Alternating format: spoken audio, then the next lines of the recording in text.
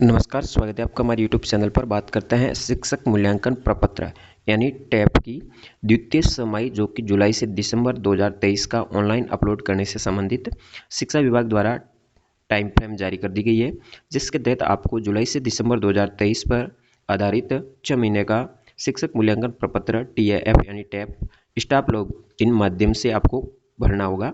तो इसके लिए भरने वाले कार्मिकों को निर्धारित समयावधि दी गई है, जिसमें प्रारंभिक शिक्षा के समस्त अध्यापक लेवल 1, 2 शिक्षक और संस्था प्रदान के लिए 29 जनवरी से पोर्टल ओपन होगा। 3 फरवरी तक ये ओपन रहेगा। उसके बाद माध्यमिक शिक्षा में अध्यापक लेवल 1, 2 और समस्त वरिष्ठ अध्यापक के लिए ये 5 फरवरी से 10 फरवरी के मध्य ओपन रहेगा। उसके बाद माध्यमिक शिक्षा में व्याख्याता संस्था प्रदान मॉडल विद्यालय के शिक्षक और संस्था प्रदान के लिए 12 फरवरी से 17 फरवरी के मध्य ये ओपन रहेगा।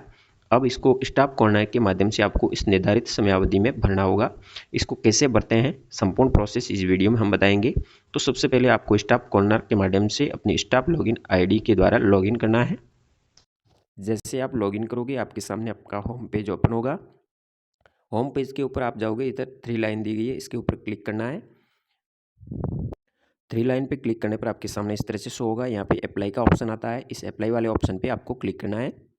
अप्लाई पे क्लिक करोगे तो नीचे की तरफ आपको TAF पार्ट 2 के नाम से एक शो हो रहा है, उसके ऊपर क्लिक करोगे तो आपके सामने शिक्षक मूल्यांकन प्रपत्र जुलाई 2023 से दिसंबर 2023 ओपन हो जाएगा। तो ये सत्र 2023 इस पर आधारित भाग 2 दिया गया है। यहाँ पे आपकी सामान्य इन्फॉर्मेशन दी गई है। शिक्षक का नाम होगा, एम्प्लॉय ID होगी, विद्यालय का नाम होगा, कार्मिक NIC ID होगी, मोबाइल नंबर होंगे। ये समस्त जानकारी यदि सही ना हो तो आप करेक्शन भी कर सकते हैं। तो भरने के लिए आपको नीचे की तरफ 3 भाग दिए गए, जिसको आपको कंप्लीट करना होगा। भाग 1, 2 और 3 के ऊपर अलग अलग क्लिक करते हुए भरेंगे। सबसे पहले भाग नंबर 1 की बात करते हैं। जैसे 1 नंबर भाग को ओपन करोगे, आपके सामने नीचे सबसे पहले आपकी जो सब्जेक्ट मैपिंग की गई है 17, 23, 24 में, वो आप यहाँ पे शो होगी। यानी आप जो विषय पढ़ाते हैं वो यहाँ शो होंगे।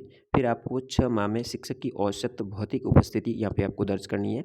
तो जैसे यहाँ पे आप 81% से अधिक उपस्थित रहे हैं, 60% यानी लगभग 81% से अधिक ही रहते हैं। यदि आप प्रतिनियुक्ति पे है तो यहाँ पे हाँ करेंगे, यदि प्रतिनियुक्ति पे नहीं है तो यहाँ नहीं को सिलेक्ट करेंगे। फिर नीचे जाके आपको रेटिंग देनी है। अब रेटिंग यहाँ पे आपको कार्य निष्पादन के लिए 1 से 5 तक देनी है। यह संस्था प्रदान या यदि स्वयं शिक्षक प्रपत्र भर रहा है तो PO और CBO द्वारा ये भरा जाएगा। यहाँ पे यदि बहुत अच्छा लगता है तो 4 नंबर लिखेंगे, उत्कृष्ट है तो 5, 3 के लिए अच्छा, औसत है तो 2 और औसत से कम है तो 1 नंबर दर्ज करना है। जैसे छात्रों और साथियों को प्रोत्साहित और संवैधानिक मूल्यों का सम्मान करते हैं तो यहाँ पे आपको अंक लिखना है 5, 4, 3, 2 जो कि ऊपर दिया गया है उसके अनुसार। इस तरह से यहाँ पे सभी आप अच्छी तरह से पॉइंटों को पढ़ते जाए और अंक देते जाएंगे, अपने अनुसार रेटिंग देनी है। उसके उपरांत पूरे ये रेटिंग से संबंधित है 17 तक, 18, 19, 20 तक, यहाँ पे टोटल 3.20 तक जो दिए गए पॉइंट है, ये सब सारे रेटिंग है, इसको देनी यहाँ ऑटोमेटिक ही होगा जाएगा। उसके उपरांत यहाँ पे आपको ग्रेड सेलेक्ट करना है, यानी जो आपके परसेंटेज आएंगे ऑटोमेटिक ग्रेड सेलेक्ट हो जाएगा। उसके उपरांत संस्था प्रदान के कार्य के ऊपर आपको यहाँ पे टिप्पणी करनी है, औसत है या कैसा है, अच्छा है, बहुत अच्छा है, जो भी है उत्कृष्ट है। फिर नीचे आपको अपने नियंत्रण अधिकारी का नाम लिखना है, यानी PO का नाम लिखना होगा, साथ ही उसके मोबाइल नंबर लिखेंगे। यदि इससे बड़े लेवल के अधिकारी है तो आगे CBO के हिसाब से आपको एंट्री करनी है। यहाँ पे आप प्रारंभिक या माध्यमिक में लेवल 1 या 3rd ग्रेड वरिष्ठ अध्यापक के पद पे है तो यहाँ PO का नाम अटेंड करेंगे। PO को लिख करके उसके मोबाइल नंबर लिख के इस भाग को नीचे की तरफ जाके सेव बटन पे क्लिक करके सेव कर देंगे। फिर भाग नंबर 2 को ओपन करेंगे, ऊपर की तरफ जाएंगे या फिर आप सेव नेक्स्ट पे क्लिक करते अगला भाग ओपन हो जाएगा। भाग नंबर 2 में 1.6 में आपको चुनौतियों के बारे में बताया गया है, जो शिक्षण कार्य को बेहतर बनाने में महसूस की जाती है कि नहीं। वह 3 कठिन चुनौतियों को आपको घटते क्रम, यानी सबसे बड़ी चुनौती को 1 नंबर देना है, उससे छोटी को 2 और उससे छोटी है तो उसको 3 नंबर देना है। बाकी किसी को यहाँ देने की आवश्यकता नहीं, यानी आपके सामने चुनौती क्या आई, बच्चों की अनियमितता है, चुनौती सबसे बड़ी है तो यहाँ 1 नंबर लिखना है।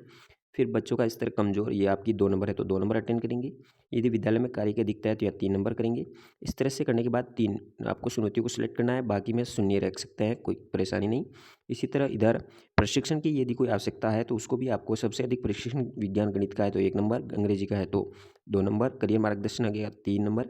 इस लिए 3 आपको यहाँ प्रशिक्षण भी जिसमें आपको घटते क्रम में वरीयता सेलेक्ट करनी है। फिर नीचे की तरफ यदि किसी तरह का कोई योगदान दिया हो भौतिक विकास में, शैक्षणिक गतिविधियों में, कोई भी किसी तरह का, उसको टिक करना है और इसको यहाँ पे सेव बटन के ऊपर क्लिक करके सेव कर देना है। फिर पार्ट नंबर 3 को ओपन करना होगा। 3 नंबर भाग में आपको प्रशिक्षण से संबंधित दिया गया कॉलम है। यहाँ पे आपको प्रशिक्षण भरना है, प्रशिक्षण कार्यशाला का नाम लिखना है, कौन सी दिनांक को प्रारंभ की गई थी, कार्यशाला कितने दिन की रही, आपने भूमिका किस रूप में निभाई, शिक्षक के रूप में, प्रशिक्षक के रूप में, जो भी आपने कौन सी दक्षताएँ हासिल की। और फिर यहाँ पे आपको आयोजनकर्ता का नाम लिखना है और फिर प्रशिक्षण की ग्रेडिंग देनी है आपको। फिर कंप्यूटर यदि आपने प्रशिक्षण वर्तमान सत्र में लिया है समा में तो आपको यहाँ करना, नहीं तो नहीं करेंगे। फिर पाठ्यपुस्तकों, प्रशिक्षण और विभागीय प्रशासन शैली को यहाँ रेटिंग देनी है। वही रेटिंग का सिस्टम रहेगा 1 से 5, अच्छा है तो 5 देंगे, कम है तो 4, 3, 2, इस तरह से आपको यहाँ रेटिंग देनी है। रेटिंग के उपरांत आपको यहाँ पे जाकर के आपको डाटा सेव करना है और फिर इस रेड पट्टी के ऊपर जाके आपको इसको लॉक करना है। लॉक करने के बाद आप किसी तरह का कोई परिवर्तन नहीं कर पाएंगे। तो इस तरह से आपको 3 भाग भरने के उपरांत आपको लॉक करना है टैब को और कंप्लीट कर देना है। इस तरह से आप टैब अपना भर सकते हैं स्टाफ लॉगिन के माध्यम से। धन्यवाद। जय हिंद, वंदे मातरम।